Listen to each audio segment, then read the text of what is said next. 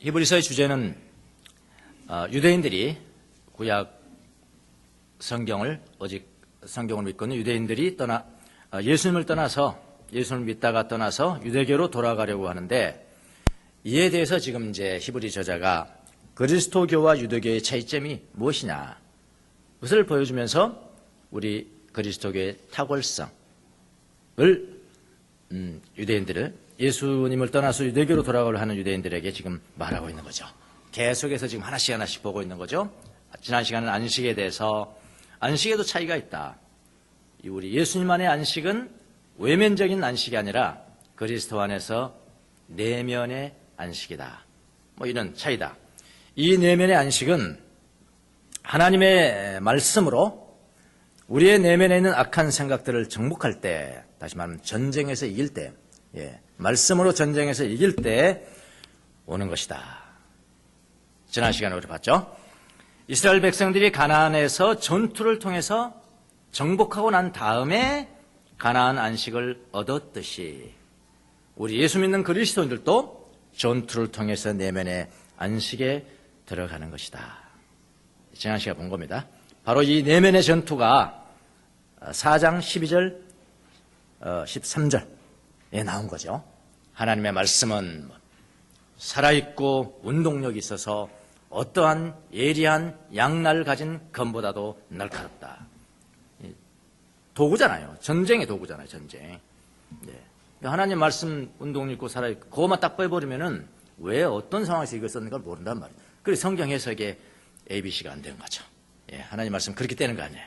이 컨텍스트에서 뭘 말씀하시는 것인가 이걸 봐야 된단 말이죠. 어쨌든 우리의 내면의 전투, 하나님의 말씀으로 하는 거죠. 하나님의 말씀은 살았고 운동력이 있어서 그걸로 영과 혼을 갈라내고 권졸과 골수를 갈라내고 우리의 내면의 악한 생각들을 그대로 정난하게 내어놓을 때 승리가 있다. 그 다음에 어떻게 들어간다고요? 안식에 들어가는 것이다. 그런 이야기죠. 그러면은 이제 우리가 신앙생활을 해가면서 안식은 원했지만 평화롭게 해주세요. 평화는 원했지만 여러분 전투한 적 있어요? 내면에 악한 생각들과 전투한 적이 있냐고요. 앞에 없으면 뒤에 건 없는 거예요. 그렇잖아요. 그런 이제 약점들을 여러분이 보시기를 바랍니다. 교부들은요, 왜 제가 자꾸 교부들의 말을 꺼내겠어요? 그분들은 예수님 때문에 살고 죽는 모든 걸 버린 사람들. 오직 예수님을 사랑하기 위해서 어떻게 살아가야 되는 것인가를 이론이 아니고요, 신학이 아니고요, 실천이에요, 실천. 그 당시 신학이 없었어요. 그냥 신학자 하면은 요즘은 조직신학 하셨습니까? 무슨 역사신학 하셨습니까? 그렇게 나누잖아요. 그때는 신학자 하면은 실천하는 사람, 하나님을 사랑하기 위해서 실천하는 사람, 그게 신학자예요. 그들은 신학자였고 영성가였고 심리학자였고 그런 사람이기 때문에 사람으로서 우리에게 모범을 주잖아요. 그게 전통을 존중하는 거 아닙니까? 그렇죠? 이 교부들은 자기 내면에서 일어나는 악한 생각들, 이 악한 생각들과 싸워서 극복했을 때 비로소 어떻게 되냐면 평화에 들어간다. 아파테이아. 파테이아는 이제 정욕들이잖아요. 아는 이제 그 단어를 부정하는 것이 아파테이아. 그러니까 평화의 상태죠. 안식이라고 합니다. 안식. 이 안식에 들어간다고 역설을 했습니다. 그 사람들이 친히 싸웠고 자기들이 직접 싸웠습니다. 이론이 아닙니다. 이론이 아니에요. 이론서가 아닙니다. 그들이 쓴 책들을 보면은 이론서가 아니에요. 실천서예요.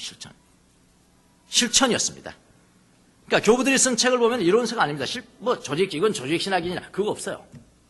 어떻게 내가 수련을 하는가? 어떻게 오늘 또 내가 수련을 하는가? 뭐 때문에 이 악한 생각들과 싸워서 내가 평화로운 상태에 들어가기 위해서 어떻게 내가 수련할 것인가? 실천이었어요. 실천서입니다. 그 중에 한 사람인 에바그리우스라는 사람이 있는데요. 그 사람이 쓴 책 중에 하나가 뭐냐면은 프랙티코스라는 책. 프랙티코스. 영어로 뭐죠? 프랙티스예요. 프랙티스. 실천한 거죠. 자, 이 책을 보면은 악한 생각들이 너무나 많죠. 너무나 많은 악한 생각 때문에, 감각적 차원의 악한 생각 때문에 우리가 깊은 주님의 보좌에 들어갈 수 없어요. 방해물이 되니까, 자꾸 방해물이 되니까. 악한 생각들이 많은데 요거를 아주 대표적인 악한 생각을 꼽으려 한 8가지만 잡으면은 다른 것들은 다 따라 나오는 것이다. 그래서 이 8가지 악한 생각을 뭐라고 하냐면은 발생학적 악한 생각이라. 발생학적. 게니코타토이. 헬라어로 게니코타테이. 그러니까 8가지 생각이 있는데 다른 모든 생각들은 여기서 나오는 거야. 그러니까 어떻게 그림을 그리나요? 많은 잡념들이 있는데 요거를 아주 대표적인 거 쫙 끄집어내니까 고구마 말이지, 고구마 순같이 딱 끄집어내니까 8가지 악한 생각들이 있다. 이 8가지 악한 생각으로부터 다른 것들이 다 발생한다. 그래서 발생학적 악한 생각이라 그렇게 이야기를 합니다. 이렇게. 자, 히브리 제사는 이제 계속해서 뭘 다뤘을까요? 이제는 제사장에 대해서 다루죠. 오늘 제사장에 대해서 다루는 겁니다. 제사장. 구약의 제사장과 예수님과는 어떤 차이가 있는가? 히브리인들이 알아야 될 거거든요. 이스라엘 백성들이 알아야 돼. 구약의 제사장과 예수님과는 어떤 차이가 있는가? 구약의 제사장은 자기도 죄인이죠. 예. 구약의 제사장은 자기도 죄인입니다. 백성들의 죄를 사하기 위해서 제사를 대신 드리기도 하지만은 자기 죄를 위해서도 제사가 필요한 사람, 구약의 제사장입니다. 그러나 예수님은 그분도 역시 제사장이지만, 대제사장이지만은 그분은 죄가 없으신 분이다. 이 차이가 있다. 구약의 제사장은 계속해서 거듭거듭 반복해서 제사를 드려야 하지만은 예수님은 단 한 번 자기 자신을 제물로 드렸기 때문에 이제 드릴 제물이 없죠. 사실은요. 단 한 번 드림으로 말미암아 다시 제사가 필요하지 않다. 뭐 이런 것 때문에 이 예수님의 탁월성을 지금 변증하고 있는 겁니다. 좀 봐라, 이거 생각 좀 해봐라. 이렇지 않냐. 자, 어떤 면에서 구약의 제사와 신약의 그것과 차이가 있을까요? 믿음이냐 제사냐의 문제잖아요.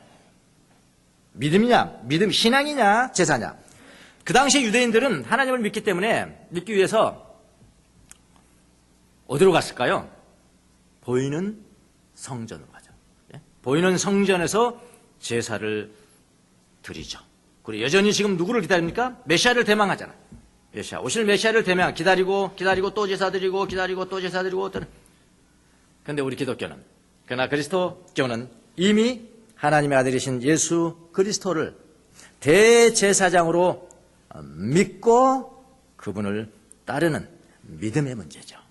이 차이가 있죠. 그래서 14절에 뭐라고 그랬습니까? 그러므로 우리에게 큰 대제사장이 있으니 승천하신 자 곧 하나님의 아들 예수시라.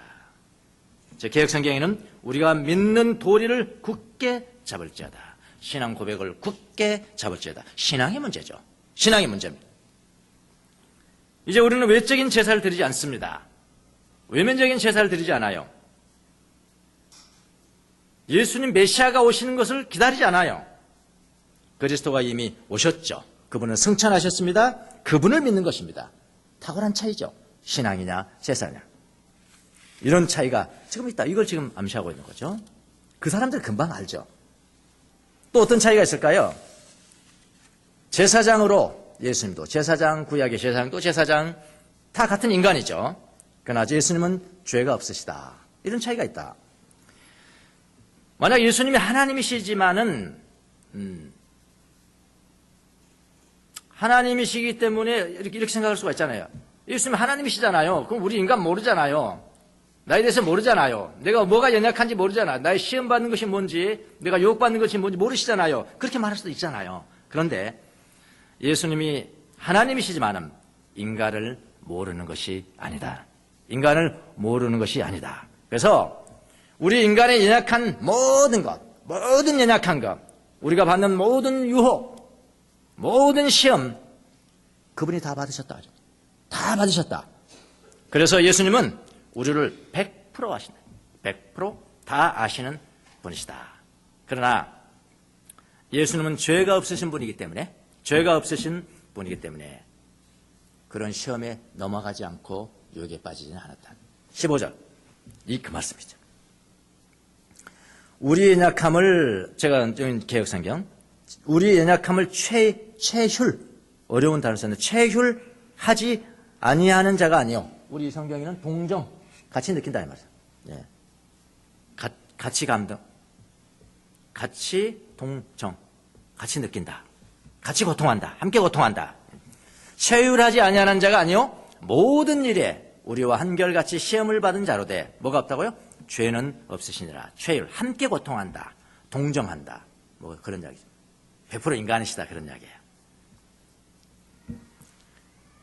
우리에게 어떤 점이 연약한지, 여러분에게 어떤 점이 연약한지 다 아세요. 어떤 점에서 시험을 받는지 아세요. 어떤 점에서 유혹을 받는지 다 아십니다. 왜냐하면 그분도 받으셨기 때문에. 그분도 똑같은 한결같은 시험을 받으셨기 때문에. 그러나 예수님은 죄가 없으시기 때문에 유혹과 시험에 빠져들지는 않으셨다. 그러므로 여러분과 저는 예수님께 우리가 받은 모든 시험과 유혹, 모든 고통을 그분께 가져갈 수가 있는 거죠. 근데 우리는 뭐 어떻게 생각해요? 예수님 하나님이시잖아요. 제가 이런 이야기 하면은, 제가 이런 시험이 있어요. 이런 연약함이 있어요. 이런 유혹이 있었습니다. 그러면은 예수님 그러실 거죠? 에이, 뭐 그따위 거 가지고 왔냐. 좀 큰 거 가지고 오지. 이렇게 말씀하실 거죠? 라고 생각하죠. 그렇잖아요. 그런데 예수님은 그러시지 않는단 말이죠. 뭐 그런 거 가지고 왔느냐라고 말씀하지 않으십니다. 나도 그거 당했어. 이렇게 말씀하십니다. 예, 나도 그랬어. 이럴 때는 말이요. 이렇게 해야 되는 거예요. 이럴 때는 말이요. 이렇게 해야 되는 거예요. 라고 가르쳐 주시는 분이시다. 우리가 하나님께서 오해하는 게 참 많아요. 자기 생각입니다, 다. 자기 뭐 잘못했어요? 하나님이 엄청 나한테 뭐라 그럴까? 이 같은 것이 인간이냐? 하고 그럴까? 항상 다 그렇게 생각하네요. 그 생각이 또 눈덩이처럼 불어나고 나가 떨어지는 거죠. 그런데 정작 하나님이 그러신 분이냐? 그러신 분이 아니거든요. 하나님이 가장 즐겨하는 음성은 그거라고 그럽니다. 난 너를 사랑한다. 하나님의 진짜 음성을 들은 사람들의 말씀을 다 취합해 보니까 제일 압도적인 말이 뭐예요? 이 나쁜 놈아, 요걸 기대했는데, 그따구로 살래? 요걸 기대했는데, 난 너를 그럼에도 사랑한다. 그런 음성이라는 거죠. 예. 이 땅에서 우리는 이렇게 자주 예수님에게 우리의 연약함을 가지고 나가는 훈련을 해야 돼요. 훈련이 돼야 됩니다. 예수님과 함께 문제를 극복하는 훈련을 해야 됩니다. 이 훈련을 같이 해야, 같이 동정하시는 분이잖아요. 같이 해야 예수님과 가까워져요. 가까워진 거 반대인 건 뭐죠? 낯설다. 낯선 것. 훈련을 하지 않으면 낯설어요. 훈련을 같이 하면서 같이 극복하고 이기기도 하고 뭐 또 쓰러지기도 하고 또 이기기도 하고 이거 되면은 가까워집니다. 이 훈련이 되지 않으면 예수님이 낯설어집니다. 이 세상에도 낯설어져요. 여러분 함께 훈련하면은 훈련이 힘이 들기는 하지만은 나중에는 참 가까워져서 가까워진 그 훈련을 시킨 분과 훈련한 분. 논산훈련소에 가보신 분 알아요. 예, 군대 갔다 오신 분은. 논산훈련소. 조교 새끼. 진짜. 조금만 더 쉬게 해주면 안 되고. 좀 쉬려고 막 일어서고 뭐 하면 막. 그리고, 저만 믿고요. 진짜 잘 믿고. 그런데 훈련을 다 마칩니다. 훈련을 다 마치면요. 조교가 그렇게 사랑스러워요. 이건 악의가 없는 조교의 경우입니다. 지금 악의가 없는 조교의 경우에 정말 자기 공적인 임무를 다하는 그런 경우를 이야기하는 겁니다. 정말 사랑스러워져요. 밉지가 않습니다. 나중에는 가까워졌어요. 친근해져요. 예수님도 마찬가지입니다. 예수님에 대해서 이론적으로 교리적으로 말씀만 듣고 이거는 잘했는데 함께 아까 이스라엘 백성들이 가나안 전투를 통해서 그 다음에 평화를 얻었듯이 이런 함께 훈련한 이 악한 생각들을 극복하고 하나님의 보좌로 깊이 들어가지 못하게 방해하는 이 악한 무리들과 함께 훈련해서 싸우고 함께해서 가까워지는 훈련을 하지 않았다면 예수님 어떻게 되겠어요? 낯설죠. 예수님 낯설다는 거예요. 무서운 말입니다. 그래서 이런 이야기를 하는 사람도 있더라고요. 나중에 죽어서 하나님의 나라에 갔답니다.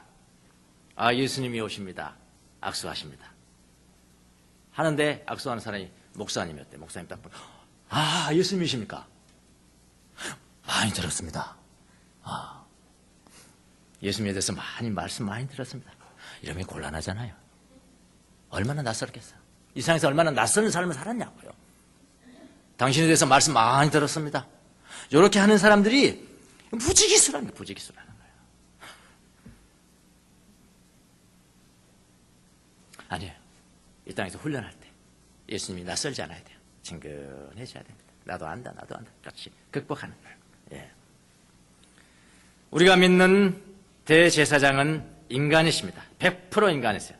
모든 일에 우리와 똑같이 시험과 유혹을 받으신 분입니다. 그래서 그분과 함께라면 모든 시험과 모든 유혹을 극복할 수가 있다는 겁니다. 함께라면. 자, 이 차이점이죠. 예. 구약의 제사장과의 차이점. 또 다른 결정적인 차이점이 하나가 있습니다. 자, 우리의 대제사장은 하늘에 계시죠? 하늘에 승천하시다고 그랬잖아요. 하늘에 승천하셨다. 하늘에 계시지만은, 그런데 그분이 우리의 깊은 내면에 계신 분이에요.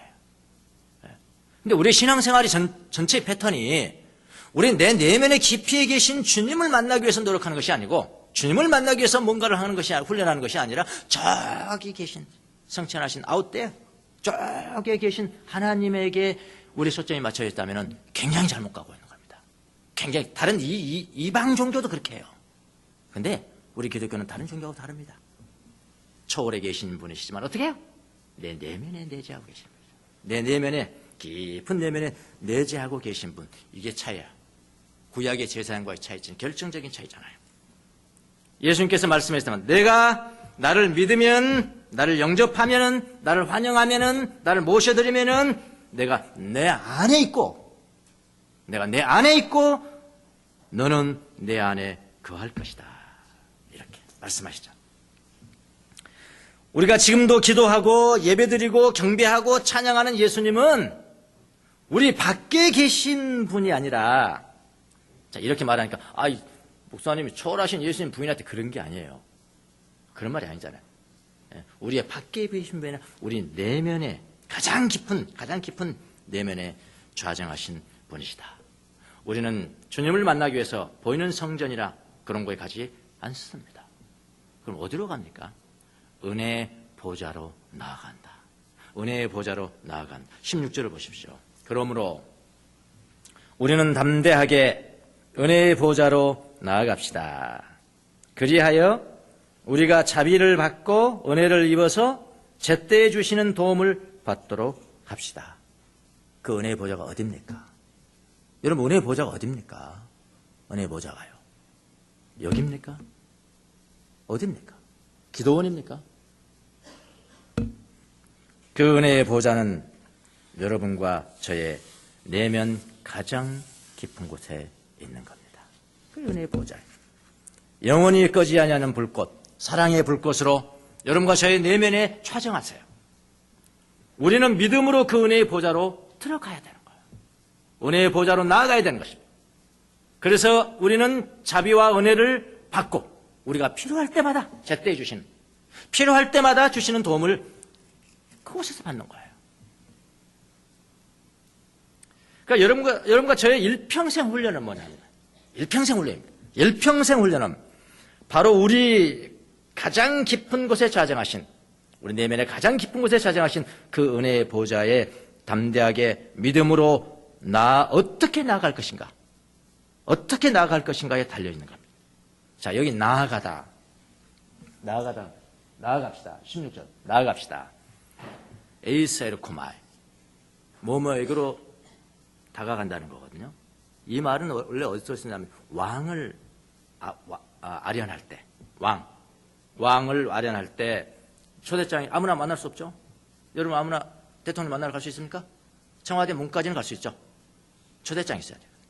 네, 초대장을 들고 첫 번째 문, 두 번째 문. 우리 덕수궁은 저기 북경에 자금성 가니까 아무것도 아니더라고요. 중국의 왕 한번 문이 열면 아시죠? 하나 열리고, 둘째 열리고, 셋째 열리고, 넷째 열리고, 가장 깊은 곳에 좌정하신 왕에게로 어떻게 어프로치, 접근해 가는 겁니다. 그 NIV 성경은 뭐라고 그러죠? 나갑시다. 어프로치 합시다. 점점 나아갑시다. 그렇게 왕에게는 아무나 갈 수 없습니다. 초대받은 자만 갈 수가 있습니다. 그 초대장을 가지고 그 다음에 안내되어 가는 겁니다. 이것이 나아가다는 뜻이에요. 왕의 그 은혜의 보좌에 어프로치 하는 것이에요. 어프로치. 왕에게 접근하려면 여러 문을 통과해야 됩니다. 정문을 통과하고요. 그 다음 문을 통과하고 여러 문을 통과한 다음에 왕을 만나는 거예요. 왕에게 그래야지 어프로치 할 수가 있습니다. 근데 우리는 그동안 어떻게 했습니까? 제 모습이 그랬어요. 제 모습이. 여러분 잘 아시는지 모르겠지만 제 모습이 그랬습니다. 제 모습이. 뭐냐면은 교회당 정문을 통과하는 데는 성공. 교회당 정문을 통과하는 데만 훈련에만 익숙한. 반성합니다. 더 깊은 문, 더 깊은 문, 더 깊은 문. 그 중심에 있는 내 가장 내면에 있는 은혜의 보좌에 사라지지 않는 은혜, 사랑의 불꽃. 그곳으로 접근해서 가야 됐어야 되는데, 그 반성이 저절로 나는 거예요. 여러분, 전통적으로 보면은 깊은 은혜의 보좌로 접근하는 것을 방해하는 분들이 많다. 문이라는 건 일단 방해잖아요. 문은 뭐 열어주는 것도 안 열리면 방해거든요. 안 열리면 방해입니다. 열어주는 것이 있지만 안 열리면 방해라고요. 방해하는 분들이 있다. 그렇게 했습니다. 우리의 감각적 차원의 방해를 간다는 겁니다. 내가 깊이 되는 감각적 차원의 악한 생각들이 못 들어가게 방해하는 거예요. 그냥 거기서 머무르는 거죠. 그냥 마치 성전 뜰에 머무르는 거예요. 성전 뜰에 들어갔으니까 됐다. 이렇게요. 아까 발생학적 악한 생각들은 탐식, 음욕, 탐욕, 분노, 슬픔, 게으름, 허영심, 교만. 이것 가운데서 모든 악한 생각들이 나온다는 겁니다. 이 감각 차원의 악한 생각들을 극복해야 비로소 평화의 상태, 안식의 상태에 들어가고 그 안식의 상태에 들어가야 비로소 아가페의 사랑이 거기서 나오는 것이다. 근데 우리 별로 훈련 안 했죠. 훈련 안 했어요. 그 다음에 그거 들어갔으니까 또 방해물이 없으니까 또 문이 또 있어요. 또 생각을 잠재워야 돼. 생각 자체가 얼마나 많이 나는지. 선한 생각까지도. 생각 차원의 방해도 있습니다. 모든 생각까지 비워야 은혜의 보좌에 접근할 수가 있는 것인데, 이 방해물들을 주님과 함께 극복해 가는 것이 훈련이고요. 오늘 히브리서 4장에 나오는 표현들을 한다면 하나님의 말씀으로 전쟁하는 것이고요. 여호수아의 말씀은 전쟁을 통해서 승리하고 안식이 온 것이고요. 그런 것인데, 그러니까 우리는 영적인 전쟁을 통해서 은혜의 보좌로 접근한 것인데, 불행하게도 뭐 우리 교회를 포함해서 우리 개신교회의 훈련은 그냥 뭐 기본적인 기독교 교리 훈련, 삼위일체가 어쩌고 삼위일체 여러분이 잘 알 수 있어요? 설명할 수 있어요? 설명 다 못해요. 정확하게 아는 사람이 하나도 없었어요. 일부예요. 일부만. 전부 다 맞는 게 없어요. 그건 신비입니다. 목사님 모르면 다 신비. 예, 맞습니다. 모르면 신비라고 하면 됩니다. 잘 설명보다 이건 신비입니다. 그럼 간단해져요. 네. 여러분이 삼위일체를 정확하게 안다고 그래서 은혜 받았어요. 그래서 그것도 아니잖아요. 뭐 기본적인 교리 훈련.